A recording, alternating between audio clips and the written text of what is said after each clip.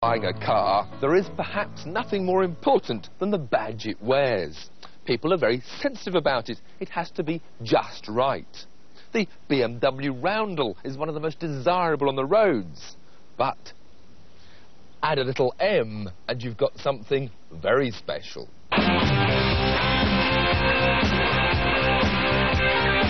The M stands for Motorsport, and a department that was set up in 1972 to bring racing development in-house. And the distinctive red, blue and purple stripes were soon notching up success after success on touring car tracks all over the world.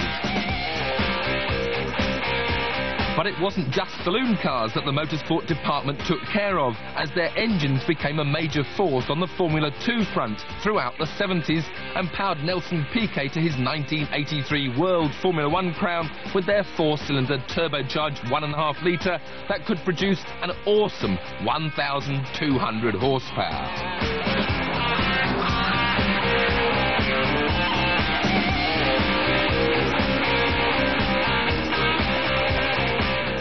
Inevitably, this racing development led to a new breed of highly tuned road car engines, installed in chassis with suitably uprated suspension and brakes. The M cars were on their way to satisfy BMW's growing band of customers who demanded a little bit more from their road cars.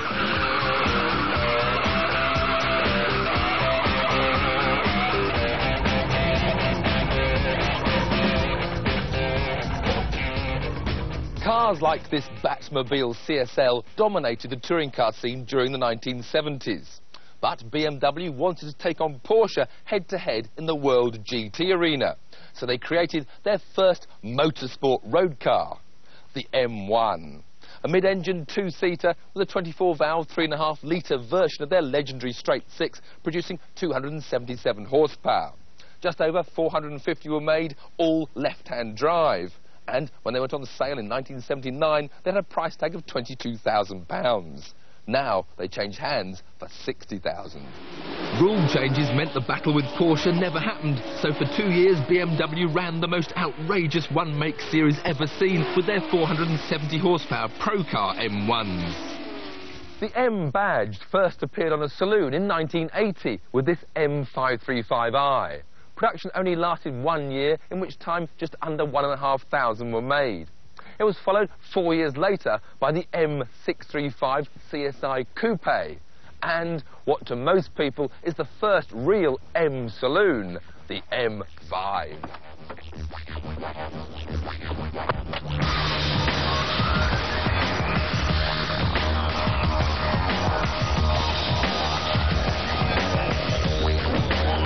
The motorsport department fitted them with hand-built 24-valve, 3.5-litre straight-six engines that produced just under 290 horsepower. And it really is that engine that's the heart of this M5.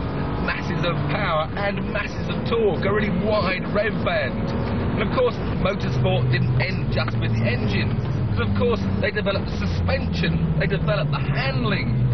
And in the 80s, there was no traction control and plenty of tail-out power sliding.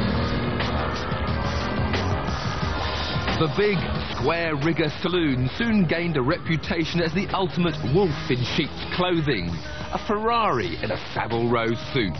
Only about 2,000 were ever made and just 184 imported into this country with right-hand drive. The looks may not have suited everyone, but for me, this is a bliss. 1987 was its last year of production, and the first for the new M3, a wolf in wolves' clothing. Just like it. It's brought the M to an ever-widening market, and 17,000 of these pocket rockets were made in its 4 years of production. Early models had 2.3-litre, 200-horsepower four-cylinder engines, while later versions like this Sports Evolution had 2.5 litres and 240 horsepower. Of all the M's, this is perhaps the most famous of all. The racing version was a star of tracks all over the world, while the road version was the envy of every young man. The only problem is, it only came in left-hand drive.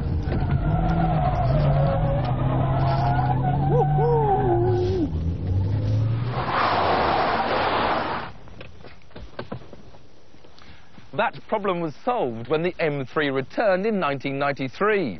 Right-hand drive, a new shape, and now with a 3-litre, 300 horsepower straight 6 under the bonnet. By then, the new M5 had already been with us for a couple of years. This is a car where everything seems to have been done to keep the enthusiast happy. It's got just the right seats, it's got the right dials, and it's got the right adjustments to give you that perfect driving position. And it's got 340 horsepower under the bonnet. I don't even have to drive it to know that I would love it. At the moment, the only M on sale in Britain is the M3 Evo, with a price tag of £38,000, £44,000 for the convertible. With power up to 320 bhp and a 6-speed gearbox, the Evo will launch from 0 to 60 in 5.4 seconds and nudge 160 on the German autobahns. With superb ABS brakes and really well-suited handling, the M3 has more than enough grip for normal road driving. Indeed, it's so good that they don't even put traction control on it. Mind you, they know that the first thing the enthusiastic driver does is switch it off, especially when you've got an airfield to play on.